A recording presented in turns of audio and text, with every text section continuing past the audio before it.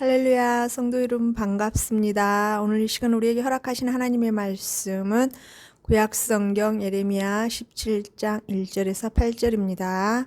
예레미야 17장 1절에서 8절입니다. 함께 합독하시겠습니다. 유다의 죄는 금강석 끝 철필로 기록되되 그들의 마음판과 그들의 제단불에 새겨졌거늘 그들의 자녀가 높은 언덕 위 푸른 나무 곁에 있는 그 제단들과 아세라들을 생각하도다. 들에 있는 나의 산아, 내 온 영토의 죄로 말미암아 내가 내 재산과 내 모든 보물과 산당들로 노력을 당하게 하리니 내가 내게 준 내 기업에서 내 손을 뗄 것이며 또 내가 너로 하여금 너의 알지 못하는 땅에서 내 원수를 섬기게 하리니 이는 너희가 내 노를 맹렬하게 하여 영원히 타는 불을 일으켰음이라.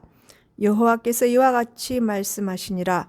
무릇 사람을 믿으며 육신으로 그의 힘을 삼고 마음에 여호와께서 떠나는 그 사람은 저주를 받을 것이라. 그는 사막의 떨기나무 같아서 좋은 일이 오는 것을 보지 못하고 광야 간조한 곳 건조한 땅 사람이 살지 않는 땅에 살리라. 그러나 무릇 여호와를 의지하며 여호와를 의뢰하는 그 사람은 복을 받을 것이라. 그는 물가에 심어진 나무가 그 뿌리를 강변에 뻗치고 더위가 올지라도 두려워하지 아니하며 그 잎이 청청하며 가뭄해도 걱정이 없고 결실이 그치지 아니함과 같으니라. 아멘.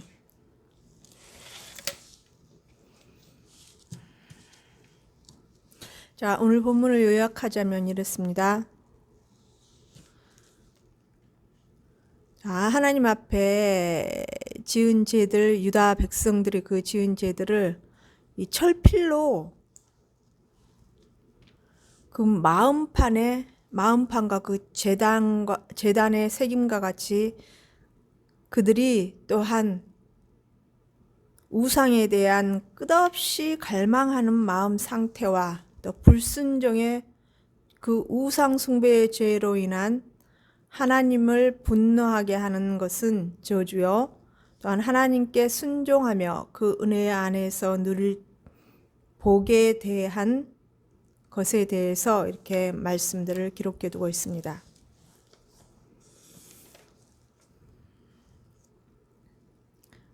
첫 번째로 하나님의 분노를 일으키는 죄, 즉 우상 숭배에 대해서 1절에서 5절까지 이렇게 기록되고 있습니다.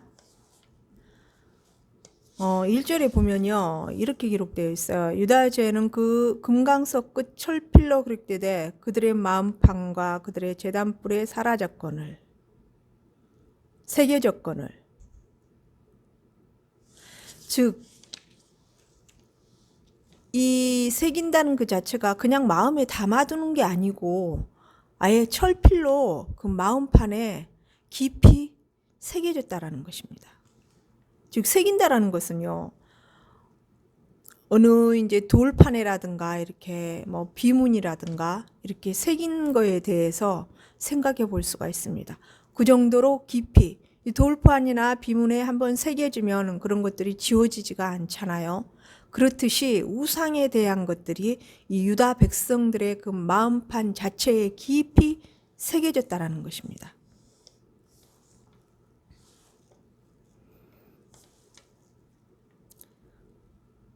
또 그들의 죄악은 깊이 뿌리 박고 있었으며 그랬기 때문에 이게 이제 본서 후반부에서 묘사되고 있는 것과 같이 새 언약으로 말미암아 철저한 변화가 있기 전에는 결코 이러한 것들이 박멸될 수가 없다라는 것입니다.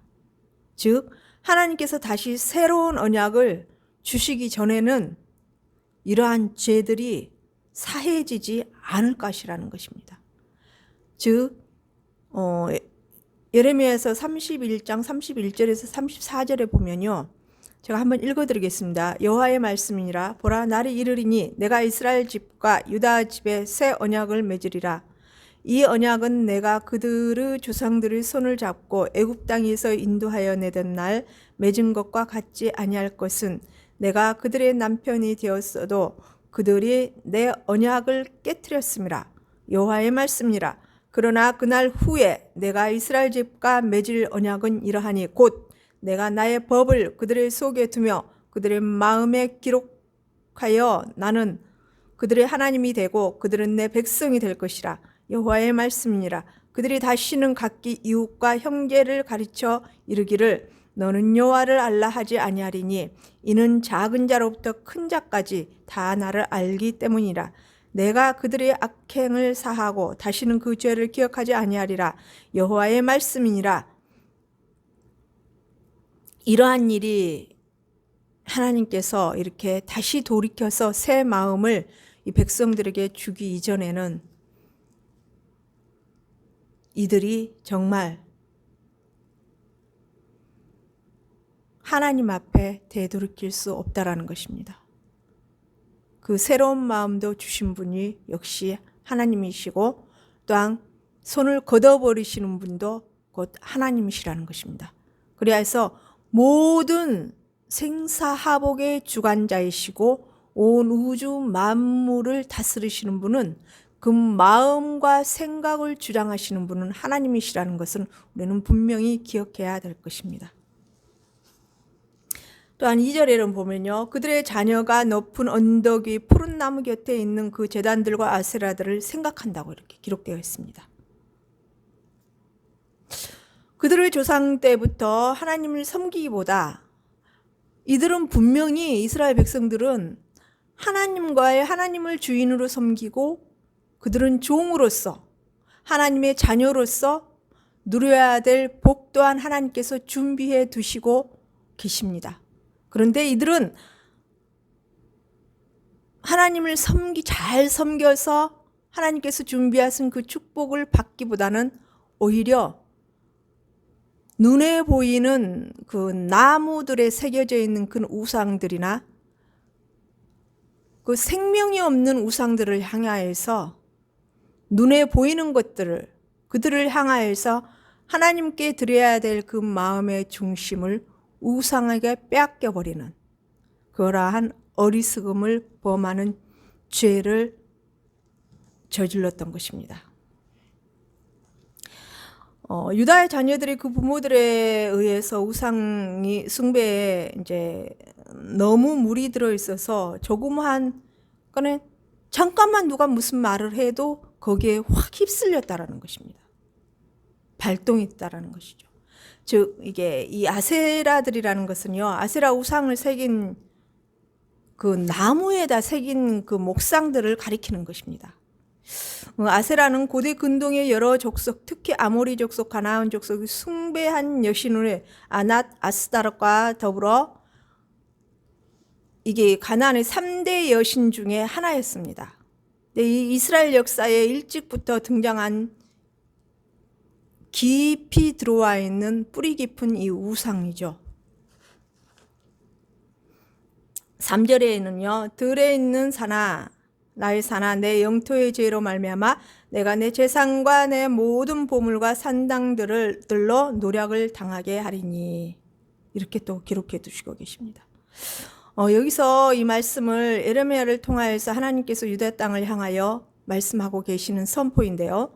즉 우상 숭배로 온 나라가 죄로 물들어 있다는 것입니다. 이러한 상태에 되기까지는 그 모든 원인은 그 마음의 중심을 하나님께 드리지 못하고 우상에게 뺏겨버리는 그런 어리석은 자들. 그 하나님은 영이시니 우리 눈에 실제로 보이지 않죠. 그러나 하나님께서는 우리의 모든 것을 주관하시는 분이십니다. 온 우주의 역사를 주관하시는 분이십니다. 그리고 우리에게 너무나 우리를 사랑하셔서 마음의 자유를 허락하신 분이시죠. 근데 이 마음의 자유를 하나님을 섬기는 자로서 하나님과의 주종관계를 맺어서 하나님을 향해서 하나님을 섬기고 하나님의 거룩성을 닮아가 될 하나님의 백성이 하나님은 등지고 오히려 이방 나라가 섬기고 있는 생명이 없는 죽어있는 그 우상을 섬기면서 그것들을 성전 안에까지 끌고 들어와서 즉 하나님 아닌 하나님을 섬기고 하나님 앞에 예배한다고 하면서도 그 우상과 더불어 우상과 마음을 나누는 그 어리석은 죄를 범하고 말았습니다. 하나님은 분명히 질투의 하나님이라고 하셨습니다. 그만큼 우리를 사랑하시기 때문에, 당신의 백성을 그만큼 깊이 사랑하시기 때문에 생명까지 내어주신 우리 주 예수 그리스도로 말미암아 그 생명을 주시는 그 사랑을 저희들에게 허락하셨기 때문에 현재도 역시 마찬가지로 우리에게 정말 하나님께서는 그 사랑을 요구하실 만한 충분한 그러한 자격이 있으신 분이십니다. 과연 예수 그리스도 그 십자가의 사랑, 그 십자가의 보혈의 사랑을 우리는 얼마만큼 우리의 마음에 새기고 하나님을 향한 그 사랑으로 나아가고 있는지, 우리의 신앙의 믿음을 얼마 정도 지키고 있는지 우리는 우리 자신을 돌아보고 오늘 말씀을 통하여서 이 백성들이 하나님을 향하여서 하나님의 분노를 격동하게 하고 하나님의 마음을 아프게 했던 이 행동들 속에서 과연 지금 현재 우리가 신앙생활을 하면서 내 자신은 어떤 모습인지, 하나님 앞에 어떤 의미의 자리에 서 있는지, 어떠한 마음의 중심을 가지고 하나님을 섬기고 있는지 하나하나 돌아볼 수 있는 지혜로운 하나님의 사람으로서 늘 은혜의 자리에 서 있어야 될 것입니다.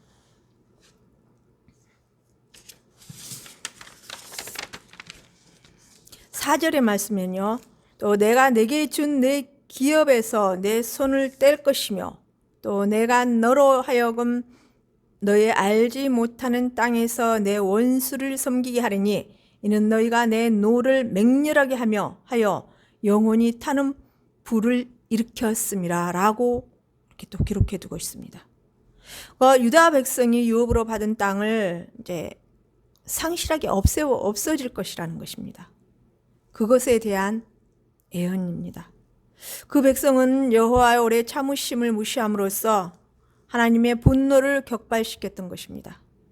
손을 떼다는 정말 하나님께서 그동안 인내하시면서 이 백성들이 하나님께 온전히 마음의 중심을 들이고 돌아오기를 원하시기를, 죄에서 돌이켜서 하나님께 돌아오기를 원하시는 그 마음으로 정말 마음을 아파하시면서 기다리고 또 기다렸지만 하나님의 그 인내의 사랑에 결국 이들은 배반하고 배교하고 말았던 것입니다.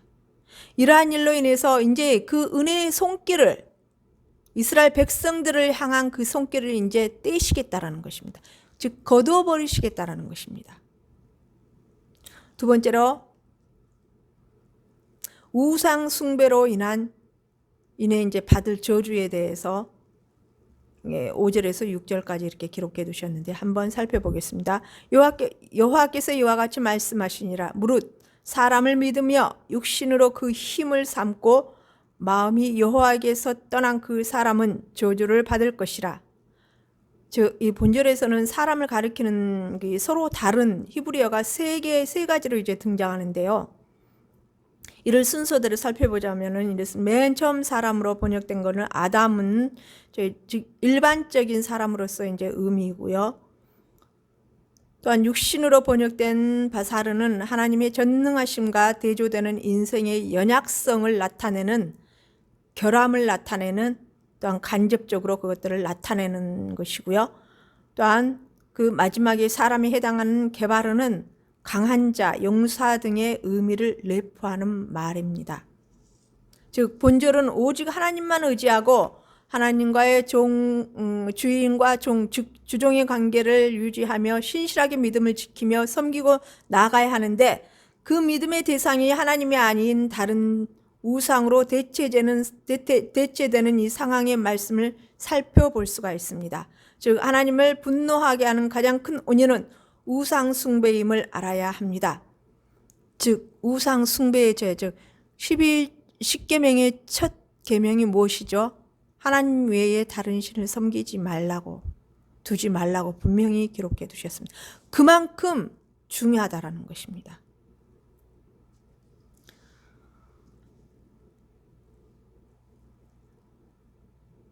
6절에는요. 사막에 떨기나무 같아서 좋은 일이 오는 것을 보지 못하고 광야 간조한 곳에 건조한 땅, 사람이 살지 않는 땅에 살리라라고 이렇게 되어 있습니다. 즉 가지만 앙상한 작은 감목이나 두송을 가리키는 이제 그런 의미인데요. 이 나무는 즉 메마르고 이제 무익함을 나타내기 위해서 이 말씀 속에 언급되어 있습니다.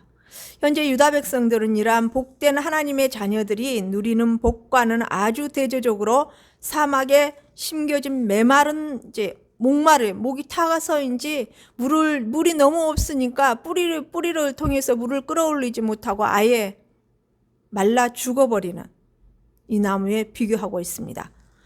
현재 우리 신앙도 역시 마찬가지입니다. 하나님의 은혜 안에 있는 하나님의 사람들이 누림과 하나님을 떠난 영혼육의 메마름으로 헤매이는 상황을 그대로 보여주고 있는 말씀인 것입니다. 우리 신앙은 하나님 안에서 성령의 생수로 항상 이 영혼육이 만족함으로 기뻐하고 감사하면서 살아가는 것이 하나님의 뜻입니다.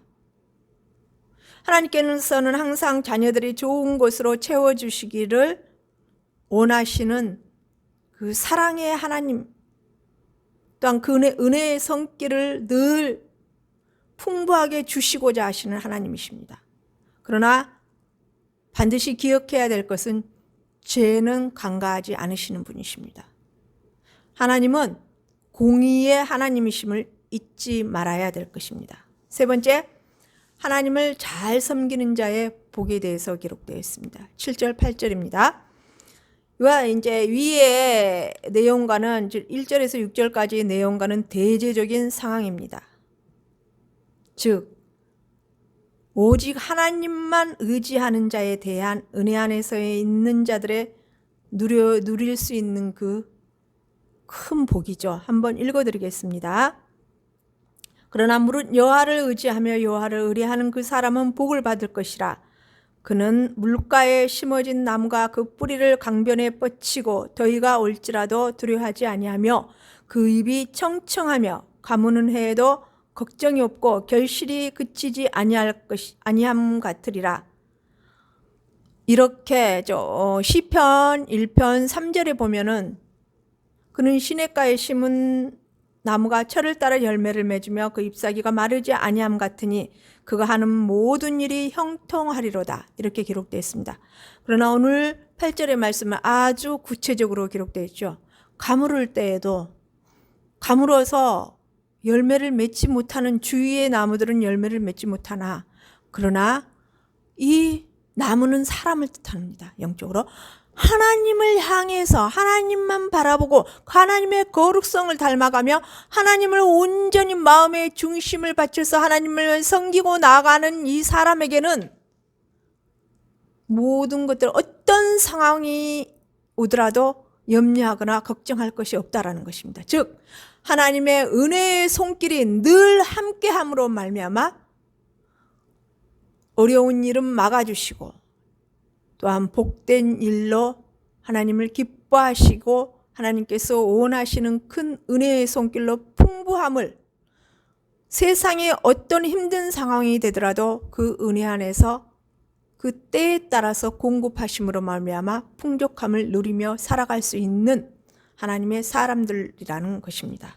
결론적으로 오늘 본문 말씀은 죄로 인해 하나님을 격동시킴으로 말미암아 하나님께서 그들의 돌보심으로부터 손을 거두시는 두려운 상황과 순종과 그 믿음으로 말미암아 그 은혜 가운데서 거하는 자는 모든 것을 공급받으며 즉 축복의 삶을 대조적으로 비교해 두셨습니다. 오늘 본문 말씀을 통해서 우리는 분명한 교훈을 받아야 합니다. 오직 마음의 중심을 하나님께만 두고 그분을 사랑하고 섬기며 그 하나님의 뜻에 따라 기쁘시게 하는 자가 받고 누릴 복을 준비해 두신 그분의 사랑과 그 은혜의 손길을 정말로 받아 누리기에 부족함이 없는 하나님의 뜻에 따라 바른 신앙생활을 하여서 하나님을 기쁘시게 해드릴 수 있는 저희 성도 교회 성도 여러분과 제 자신이 되기를 간절히 소망합니다. 기도 올려드리겠습니다. 살아계신 하나님 아버지, 은혜와 긍휼의 하나님 아버지 감사합니다. 능력과 권능의 하나님 아버지 감사합니다. 온 우주의 주인이 되신 하나님 아버지 감사합니다. 인간의 생사하복을 온전히 주관하신 하나님 아버지 감사합니다. 오늘 말씀을 통하여서 우리가 정말로 하나님을 깊이 섬기며 깊이 마음의 중심을 다른 곳에 빼앗기지 아니하고 오직 하나님께만 드리며 섬기며 나아갈 수 있는 지혜로운 참 신앙의 자들이 될 수 있도록 저희들의 축복의 길로 인도하여 주시옵소서. 오직 예수 그리스도의 바른 복음을 받아들이고 그 복음으로 인하여서 정말 어떠한 어려운 상황이 있더라도 하나님만을 신뢰하며 예수 그리스도의 참 복음만을 온전히 우리가 받아 누리며 주위에 전달하며 아버지를 나타내며 살아갈 수 있는 지혜로운 자들로서 바로 설 수 있도록 성령님 늘 은혜 가운데 바로 설 수 있도록 저희들을 이끌어 주시고 인도하시고 함께하여 주시옵기로 원하오며 거룩하신 주 예수 그리스도 이름 받들며 감사하며 기도 올리옵나이다. 아멘.